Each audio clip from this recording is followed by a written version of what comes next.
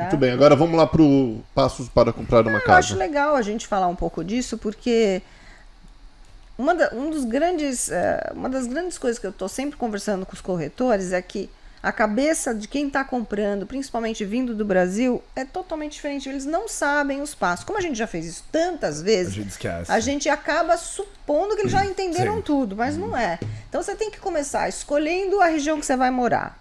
Dentro da região que você vai morar e quer comprar um lançamento, vamos ver quem são as construtoras que estão. A gente gosta de trabalhar com as construtoras que a gente sabe. Hoje a gente teve reunião com a Andrea, da Express Title, lá no escritório, um treinamento de cartório, e ela estava falando como ela não tem problema, por exemplo, com as casas da Meritage, de ter liens na propriedade, ou permits abertos, né? O que é Lins? Não tem, por exemplo, o alvará de algumas... Os alvarás aqui são feitos pelos vários fornecedores de serviço. Então, o pessoal que faz o drywall, o pessoal que faz o telhado, tal. Então, quando você começa um alvará de construção, você tem os vários alvarás das seções de construção que tem que estar fechado. Quando você entrega um habite de uma casa, tem que estar pago e finalizado na prefeitura esse processo. Ela fala que tem construtoras aí, que eu não vou nem falar o nome para não ficar feio, mas todo mundo já sabe como que é, que ela recebe e não tem certificado de ocupação, tem um monte de alvará que não está fechado, os permits que a gente chama que não estão fechados, e que ela falou assim, ela usou a Meritage como exemplo, ela usou a Toll Brothers como um bom exemplo. Como um bom exemplo, um bom exemplo que não tem esse tipo de problema, entendeu? Mas, então você vai escolher a região, vai escolher a construtora. Nós, como corretores, a gente sempre vai indicar aquelas que a gente sabe, primeiro, que sabe lidar com o estrangeiro, que eu acho que é fundamental. Né? A gente sempre, às vezes, tem que trabalhar as datas, por exemplo, eu tenho que, no design studio, eu tenho até tal dia para fazer as escolhas dos opcionais, dos upgrades. E às vezes o cara é médico, tem uma cirurgia, ele vai ter que atrasar uma semana, não sei o quê. Tem construtora que não entende isso. A Meritage trabalha com a gente há tanto tempo que eles entendem isso, porque também o índice deles de resultados bons é muito grande. Vocês vendem um monte para estrangeiro e estão felizes com a gente, certo? Quase 15% do nosso mercado aqui em Orlando é estrangeiro. Uau. Então eles têm que tratar a gente bem, viu? Sim, Você sempre claro. tratam Eles bem. colocam até tanquinho agora para vocês no segundo andar. Exatamente, Não é? exatamente. Então, essa é uma coisa, até bom esse exemplo do tanque, para a gente explicar um pouco. Porque aqui não tem isso de tanque. E aí uma questão do condomínio construtora. Bom, chegou no condomínio construtora, aí você tem o desenho inteiro, né, que a gente chama do site plan, né, o mapa do condomínio, onde vão ficar as townhouses, se for o caso de condomínio que tem misturado, onde estão as townhouses, onde estão as casas com terreno do tamanho médio, as casas com tamanho maior, onde que vai estar essa distribuição, onde vai ter laguinho, onde vai ter... Tem uma planta, um desenho que você olha tudo ali. Um desenho do mapa. E aí eles vão falar, nós estamos vendendo a fase 1, que são essas casas aqui. E o cliente tem que escolher daqueles lotes. Certo. Em cada fase são quantas casas, mais ou menos? Depende muito do condomínio. Tem condomínio que o condomínio inteiro é uma fase. Tem condomínio tipo Watermark, que foram 8 fases. Nossa. Não tem uma regra Mas tem uma coisa que a gente fazendo toda hora, a gente sabe. Então, por exemplo, eles estão lançando, eles vão vender aquele bloco, né? Aquele bloco inicialmente. Aí a pessoa, não, mas eu quero aquele outro bloco. Tem que esperar. Eles não vão começar a construir no outro bloco enquanto não terminar aquele.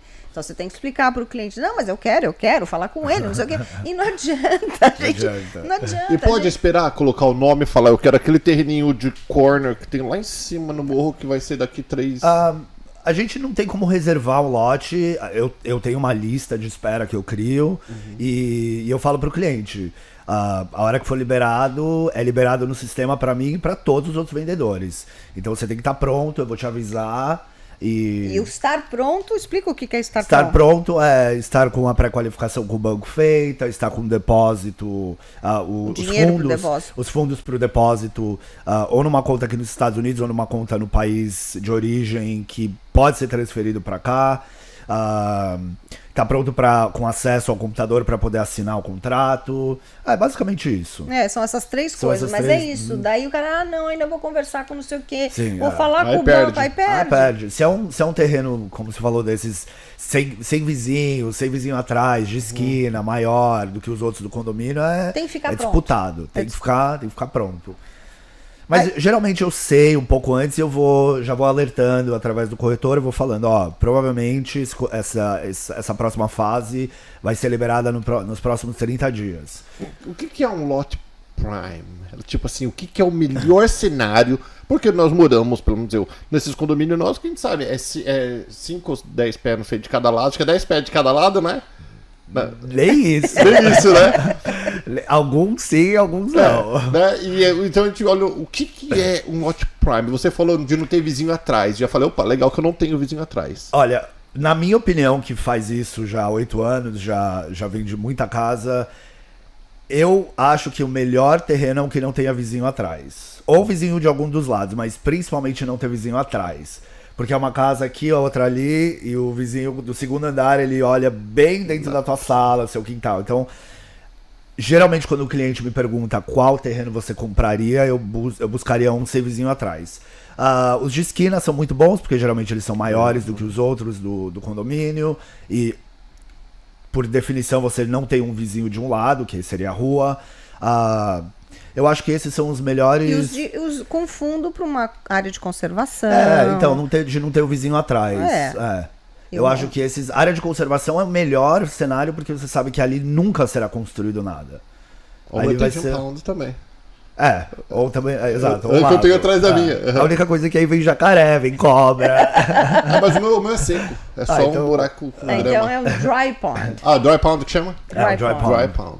Okay. Que é um de retenção caso ocorra um dilúvio de 10 dias. Ou É furacão. O piscinão, o famoso piscinão. Agora, mas um piscinão sem água, gente. Vamos lá. Agora, para nós entendermos rapidinho. Gostei. Escolheu o lote. Escolhi lote. Tem lote que tem premium, né? Que você tem que pagar um valor extra por ele, e tem outros que não. Que é isso que a gente quer, os benefícios de não ter ninguém enchendo. Sabe o que é premium? É isso que você falou. O premium. Premium. O lot premium é uma taxa que você paga pelo terreno especial. Quanto é que tá? O preço base, aquele preço que a gente vê no site, ele já inclui a casa e o terreno. Mas quando existe um lot premium, esse sem vizinho, com vista para lago, esquina, maior, aí existe uma taxa, É um preço, é o que a gente chama de lot premium, varia de 2.000 até, assim, eu já tive condomínios, tipo na Dr. Phillips, onde era virado para um lago, que o lago é navegável, você pode fazer um dock, pode ter barco, jet ski. Esses chegam 70 mil. Não, no começo lá era 150, 200 mil dólares só pelo terreno. Mas não é o normal. Não é o normal. O normal é entre, eu diria, 2 a 20 mil, assim. Entendi. Aí falando numa casa de 500. Numa casa de 500, E aí você tem que escolher o modelo da casa. Quantas plantas normalmente vocês têm por condomínio? Na faixa de eu diria entre 7 e 10 plantas por condomínio. 10 modelos diferentes. 10 uma coisa bem interessante que é diferente do Brasil. Ou o Brasil, nos condomínios fechados, eles são assim também? Não, né? Eu acho que não. Eu acho que não, cada porque um contrata o seu arquiteto, seu exato, engenheiro e faz do jeito que quiser. E aí dentro de cada planta existem geralmente 3 fachadas diferentes. Então uma mais tradicional, uma mais moderna e uma mais simples, assim. A gente não constrói, a Meritage pelo menos, a gente não constrói a mesma fachada uma do lado da outra ou de frente. Então tem que pular 2 casas para poder repetir. Só para não ficar aquela coisa entendi. que a gente chama de cookie cutter, que é aquelas casas tudo igualzinho. igualzinho, assim. E aí o cliente escolhe a fachada, a gente faz o contrato, é basicamente...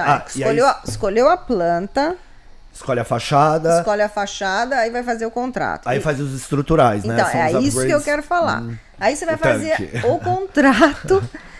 Gente, vai fazer o contrato, né? Que tem câmera pra olhar Isso ali. aqui, Ó, aí nós vamos fazer o contrato. Aí, neste contrato, que eles chamam de estruturais, você tem que fazer todas as opções, tem que escolher todos os upgrades estruturais que são oferecidos. O que quer dizer isso?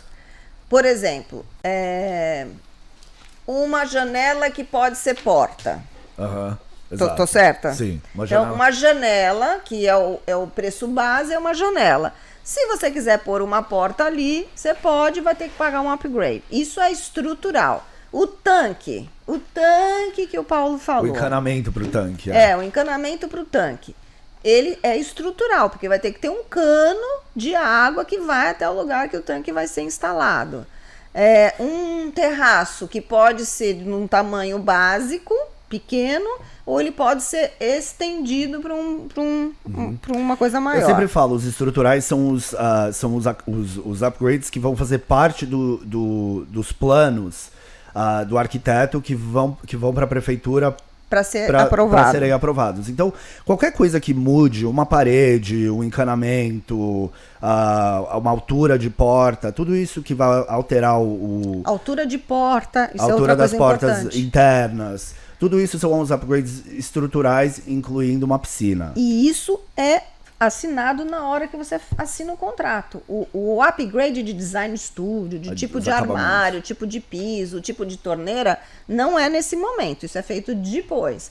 Mas tudo que é estrutural tem que ser feito na assinatura do contrato e não pode mudar mais. Por quê? Porque isso vai para a prefeitura e a casa só é iniciada a construção depois que sai o alvará de construção.